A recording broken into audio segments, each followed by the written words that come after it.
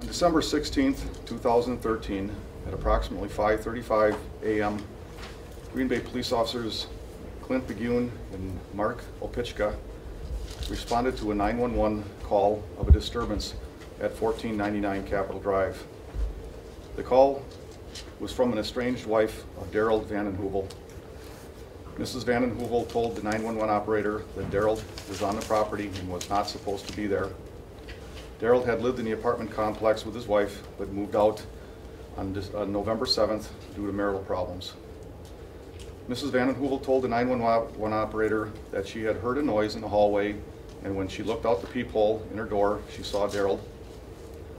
She ran into the back bedroom and called 911. It's 544 something, but my husband's in the building. He's in the, is he not supposed to be? No, he was filed divorce papers, and he's not supposed to be near my building. Okay, take a deep breath. Do you have your doors locked? She told the operator that Darold sometimes had a pistol and that she was concerned that he may be waiting for her in the underground parking area. The operator added this information to the call notes of the dispatch call. The dispatcher also told the officers that this was the third complaint from the wife in the last month of her husband following her around or trespassing at the apartment complex.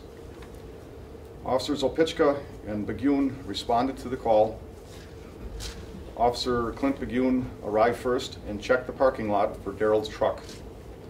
He found the truck backed into a parking stall behind the apartment building.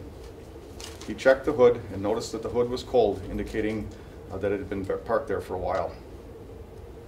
The officers went to Mrs. VandenHeuvel's apartment, and she showed them a picture of Darold and told them he was probably down in the underground parking area. The officers notified the communication center they were going to search the garage for Darold. The officers began searching the garage area by walking down the center aisle, and they observed Darold standing in front of a vehicle on the east side of the garage. The officers asked Darold what he was doing, and as they moved to an open area to see around the vehicle where Darold was standing, the officers told Darold to show them his hands several times, and he refused to comply with their commands. Darold ignored the officers and started unzipping his jacket he was wearing with his left hand. As Darold pulled his jacket open with his left hand, the officers saw a large silver handgun with a scope on it in his waistband. Both officers drew their firearms as Darold grabbed the handgun grip with his right hand and started to draw the gun from his waistband. As Darold started drawing the weapon, Officer Beguhn fired 10 rounds from his handgun and struck Darold several times. Officer Beguhn notified Communications Center of the shooting and requested a rescue squad.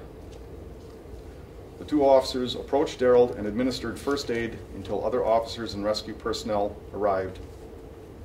Darold was transported to a local hospital where he was pronounced dead at 6:16 a.m. One officer, Officer Opichka, was behind cover and concealment and had a bad angle on any sort of firing, and Officer Beguhn was out in the open. After the investigation was completed, it was turned over to the Brown County District Attorney's Office, who cleared the officer of any wrongdoing.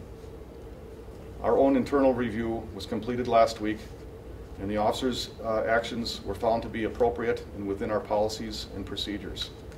Officer Beguhn was involved in an incident where he and two other officers were required to use deadly force on November 13th, 2011 at 1342 South Broadway Street.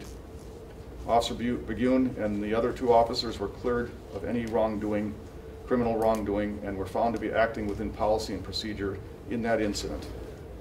What this reaffirms is that we train our officers well in decision making under stress and for incidents just like this.